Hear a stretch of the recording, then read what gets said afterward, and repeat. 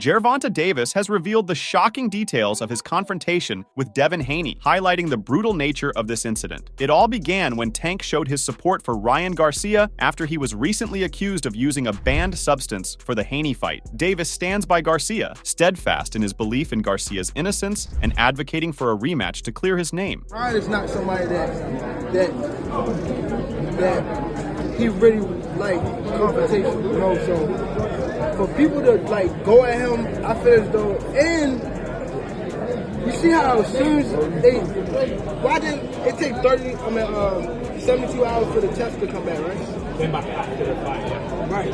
So why didn't come out that Tuesday or that week? They waited till Canelo fight to push that he had something in his drug. Then once they pushed that, Devin and them was on ESPN that night promoting that he was. It's all in. I'm telling you. However, he has also reaffirmed his commitment to facing Ryan Garcia once more, this time at the 140-pound weight class, undeterred by the criticism he's facing regarding his alleged positive tests. Davis told Cigar Talk that Ryan wasn't even at 145 and questioned why he couldn't be at 140 instead. He expressed his willingness to fight Ryan at 140. Like, he got to come to 145 so we could do a part 145. two. Is that something you He's not even at 145. Yeah, that's what he said. He said a catch weight. He said we have to do a catch weight at 145. But why would it be 140? Why can't it be 140? Yeah. Why can't it be 140? That's what he said. Would you be interested in that? Or Yeah, like, nah, I'll fight him at 140. Bro, if you look at the fight of Devin versus Ryan and me versus Ryan, it wasn't no different. He actually looked worse fighting. Fighting Devin? Go look at it. What you think was the main difference? Because people say his power looked crazier this Go time. look at it. Yeah. His power didn't look crazy.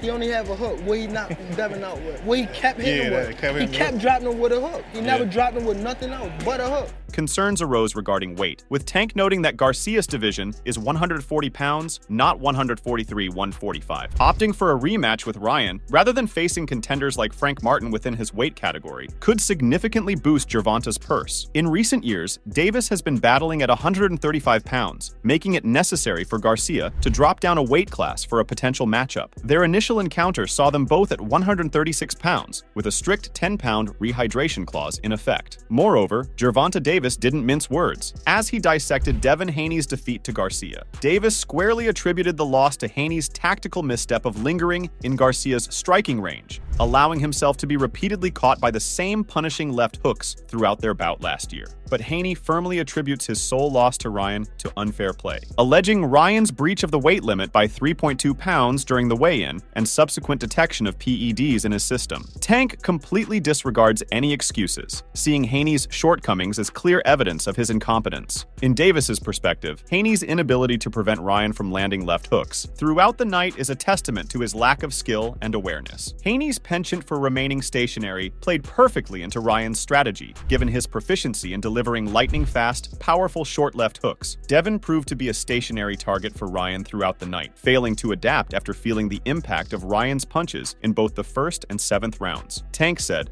"Look at Ryan Garcia versus Devin Haney, then look at my fight versus Ryan. If Ryan looked any different, he probably looked worse versus Haney. Bigger, much slower. He only hit him with the same punch I told everybody. A hook, a hook, a hook." Haney could have implemented some modifications from the start to evade the impact of Ryan's formidable left hook. However, he found himself unable to do so due to his inclination towards clinching tactics. Haney's strategy heavily revolves around persistent holding, a tactic he employs to nullify his opponent's offensive prowess. Remarkably, referees consistently turn a blind eye to his grappling, refraining from issuing penalties or warnings. Moreover, Haney strategically leveraged his strengths against Ryan, actively engaging in close-quarters combat to secure holds and absorb Ryan's short check left hook. Opting to maintain distance might have improved his odds of victory, but Haney's reliance on clinching rendered that approach unfeasible. Tank added, Devin was sitting right there to be caught with the hook, and they were talking about this guy pound for pound. Come on, he's trash, he's trash. Following Ryan Garcia's failed test, he vehemently refutes any involvement with illicit substances,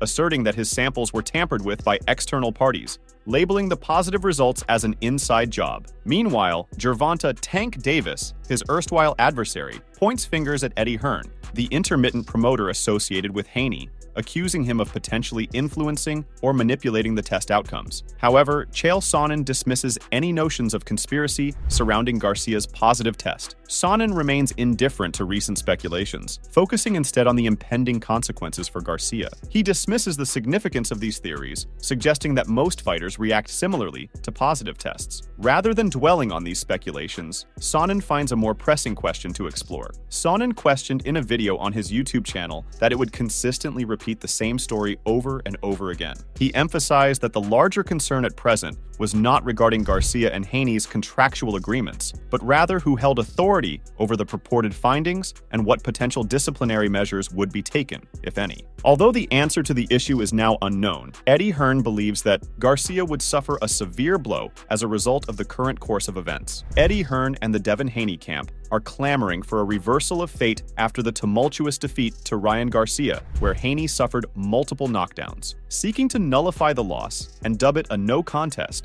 they're following a well-trodden path in combat sports, where victories can be invalidated due to the winner's failed tests, as Hearn points out, citing unfair circumstances. The odds of this happening are stacking up, with Garcia not only testing positive, but also exceeding the super lightweight limit by 3 pounds. Hearn said in a recent interview, Devin Haney's side are distraught, angry, and of course wants this bout to be a no contest, which is very likely, I would say. Discussing what lies ahead for Garcia as he endeavors to vindicate himself, Hearn expressed his belief that the road ahead would be fraught with trials, describing it as a harrowing ordeal. Hearn's intimate understanding of the grueling process fighters endure to challenge their test results was underscored in his recent experience with Conor Benn. Garcia, now facing a similar predicament, can initiate the process by requesting the testing of his B sample. Typically, testing protocols involve the collection of 2 samples, A and B. The A sample is initially tested, and if it yields a positive result for prohibited substances, athletes have the option to contest it by having the B sample examined as well. Hearn added, I don't know Ryan Garcia, I have no idea if he's cheated or not. But as I said, in this situation, I've said it before, guilty until proven innocent, and he's going to have to go through his hearings. I don't know if he's going to have the resilience to go through this process because I've seen it break people. Although proceeding with Garcia's plan seems like a natural progression, there are 2 significant points to consider. Firstly, it's unprecedented for the findings of the secondary sample to deviate from those of the primary sample. Secondly, Garcia's inclination towards conspiracy theories is evident. He's already asserted that if they tampered with his A sample, then why wouldn't they do the same with his B sample? In another interview, Hearn added, I spoke to Devin. He's absolutely furious. The guy came in 3 pounds overweight and had PEDs in his system. He will want an immediate no contest. Regardless of Ryan's innocence or guilt, he had PEDs in his system when he fought Devin and came in 3 pounds overweight. If you're Devin, you're thinking, me, I've been screwed. Hearn remained tight-lipped regarding his plans for a potential rematch for Devin, leaving speculation swirling. Meanwhile, Ryan stands firm in his decision not to grant Haney a rematch, citing his belief in having emerged victorious, fair and square, and questioning the necessity of a repeat confrontation. Meanwhile, as Tank is supporting Garcia in this whole drama, Garcia is showing his support for Frank Martin ahead of his fight with Tank. Recently, one of the reporters asked Garcia, have you sparred with Frank Martin? Garcia replied, no. While they both honed their skills under Derek James's guidance, he and Martin shared the journey of training together. However, diverging paths led him to also step into the ring against the formidable Baltimorean. Hence, the reporter asked, but you trained alongside him and obviously you've been in the ring with Gervonta. Who are you taking in that fight, man? King Rai responded, I'm going to go with Frank because I'm going to be there every step of the way and put him in a game like this is what he likes to do. This is what he will do, bo-boom. However, when the interviewer asked him if he thought Frank Martin would be able to force an early pause on Tank, he sounded uncertain. Initially, journalists were intrigued by Ryan Garcia's take on Tank's decision not to pursue a bout with Devin Haney from a pugilistic standpoint. Garcia opined that Tank leans towards a business-centric approach in his fighting style. Meanwhile, Tank squarely targeted Martin, who was spotted partying alongside Ryan Garcia. Tank didn't hold back, expressing disdain for Martin's revelry with Garcia and doubling down on his critique by asserting that Martin lacked the dedication to forgo training prior to their upcoming bout. bout. He further highlighted Martin's early initiation into boxing, suggesting that had he started similarly, he'd be in a far superior position. Gervonta said, "You've been out with him partying. Not recently, but you have. You have after his last fight. Do you have the skills to do that? Do you have the skills to be out partying and missing training? When did you last fight? You don't have the skills to be doing that, bro.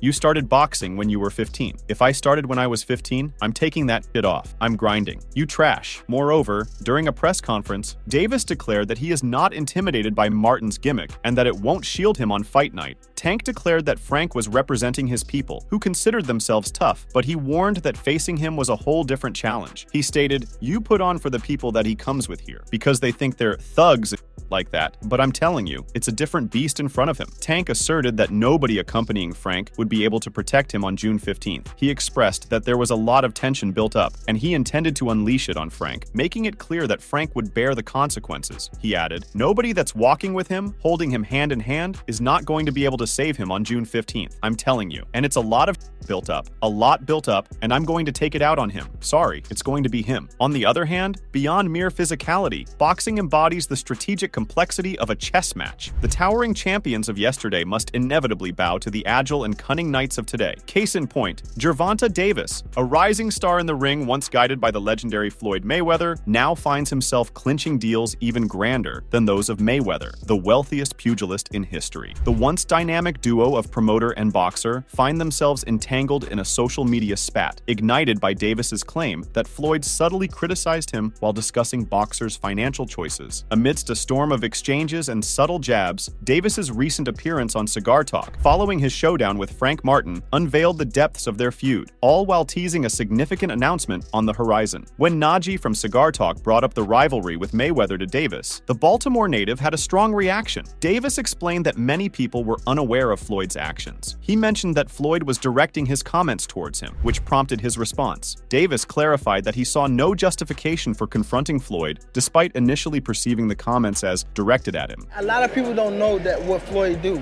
A lot of people don't know what Floyd. Everything that Floyd said right there, the chrome heart band, the Maybach, the lawyer, that was all in my post. That was you posted that. You posted that. Oh wow. Damn. I ain't even realized that, to be honest. He was going at me.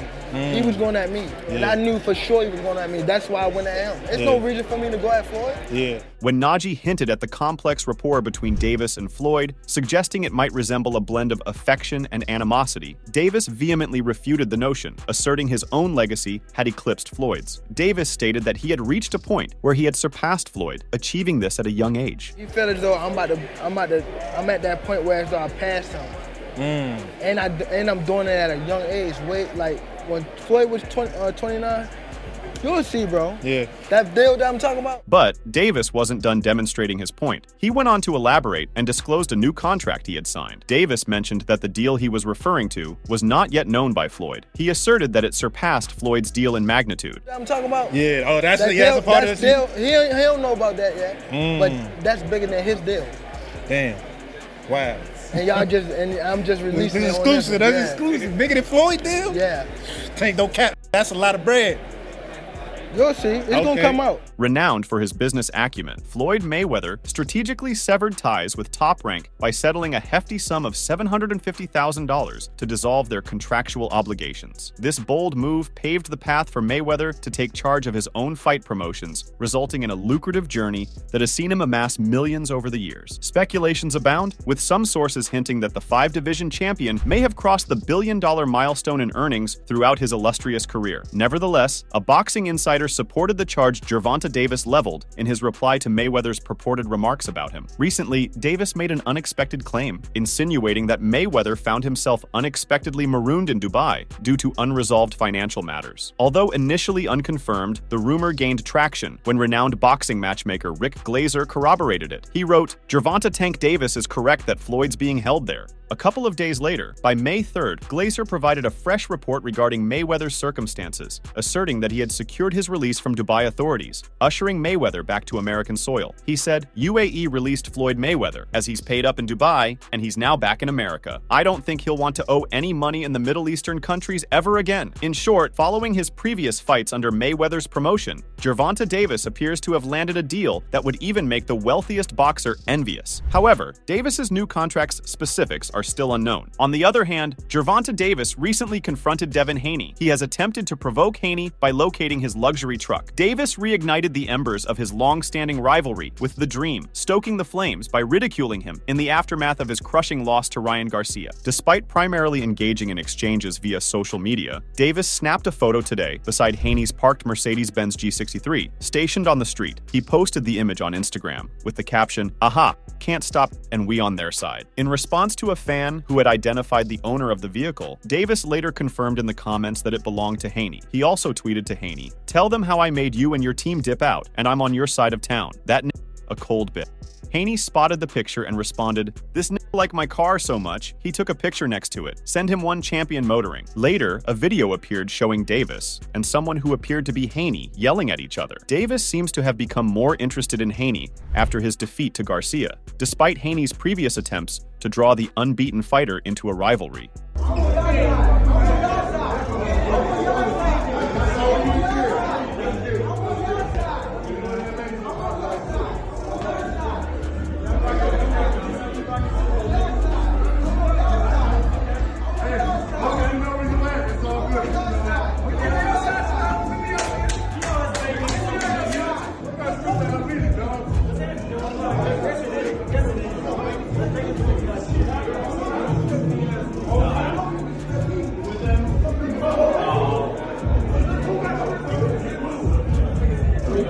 In prior encounters, the duo engaged in heated exchanges, and Garcia jumped into the fray by sharing video evidence of Haney taking a hit from Davis while in the presence of boxing icon Floyd Mayweather. But this is not it. The recent altercation between Gervonta Davis and Devin Haney has stirred up significant buzz within the boxing community, adding fuel to the already intense rivalry between the two fighters. Michael Benson's revelation of a video capturing the heated exchange has only served to amplify interest and speculation surrounding their feud. In the video footage, Davis can be seen confronting Haney, seemingly taunting him in the aftermath of Haney's defeat to Ryan Garcia. The atmosphere is charged with tension as both fighters engage in a heated verbal exchange, exchanging barbs and insults in a display of raw emotion and animosity.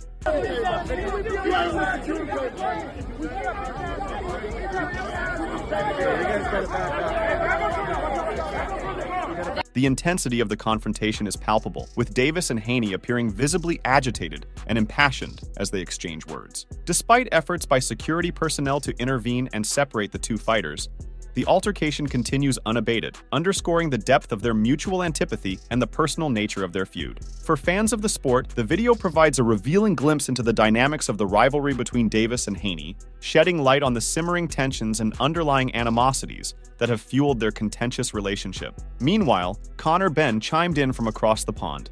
His recent remarks add another layer of intrigue to the ongoing feud between Davis and Haney. The English boxer didn't mince words, as he took aim at both fighters, offering a scathing assessment of their behavior.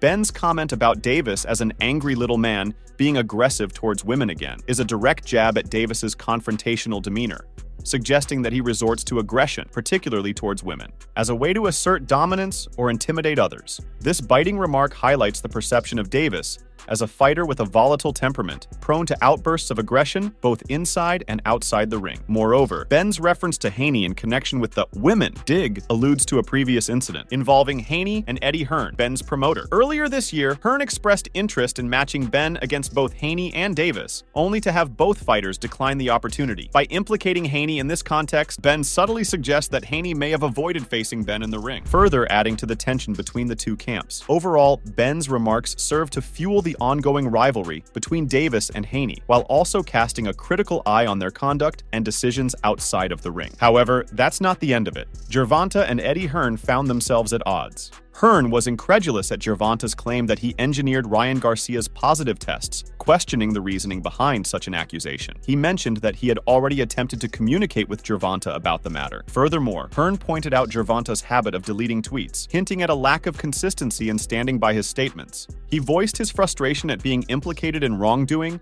and clarified that he had no role in collecting Ryan Garcia's samples. Blame me. Yeah, I mean, he blamed me, really. I mean, the guy's an idiot, to be honest. I've already messaged him. What sort of claim? What? I mean, do you know one thing about Gervonta Davis? I mean, he really talks some shit, you know that.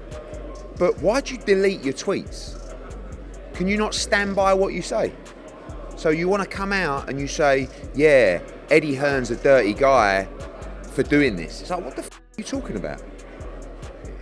Guys, honestly. And then deletes it. What are you, like... So anyway, I'm really sorry, but I'm really not involved in collecting Ryan Garcia's bloods and urine samples. The rift between Hearn and Tank Davis seems to have reached a boiling point, with Hearn now threatening legal action against Tank. Over time, they've had numerous dealings, often with Davis publicly sharing snippets of messages from Hearn containing fight proposals he found objectionable.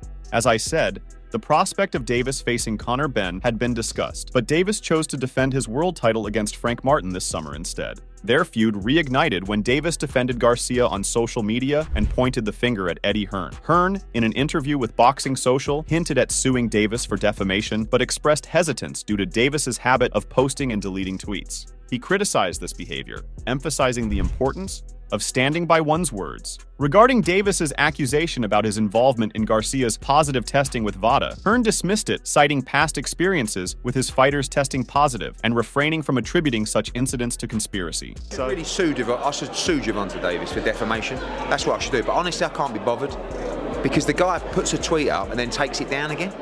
What's that all about? If you've got something to say it. Stand by your words. So you're suggesting that I was involved in Ryan Garcia testing positive with VADA. Do me a favour. I mean, I've had many fighters test positive with VADA, unfortunately. And I've never once gone, oh, someone's out to get me. And there's probably many that are. Additionally, Hearn revealed that he had privately messaged Gervonta to discuss his habit of making baseless claims. Despite lacking a personal relationship with Gervonta, he found it baffling that such accusations were leveled against him. While he reiterated his contemplation of legal action, he admitted hesitance due to the effort it would require. So, like, it's just that, he said, I DM'd him, I said, you talk some shit, you do. Because he's done it before to me. If I've said something he don't like, he's DM'd me, and I'll do the same. What's wrong with it? You know, but the problem is, these people get infiltrated with kind of like words and Eddie Hearn, oh, Gervonta, Eddie Hearn, he don't like you, oh, he's out to, can't trust Eddie Hearn. I don't even know Gervonta Davis. For him to put those accusations, like, it's absolutely mental. And like I said, I should really sue him. But I can't be bothered. Moreover, Hearn made it clear that he never desired Ryan Garcia to test positive, acknowledging the detrimental effect on the sport. Nevertheless, he recognized the gravity of the situation and affirmed that the required procedures would now proceed accordingly. Overall, in the whirlwind of controversies and confrontations surrounding Gervonta Davis and his counterparts, the boxing world finds itself entrenched in a saga of feuds and legal threats. Make sure to check out some of our other videos on the screen if you enjoyed this one.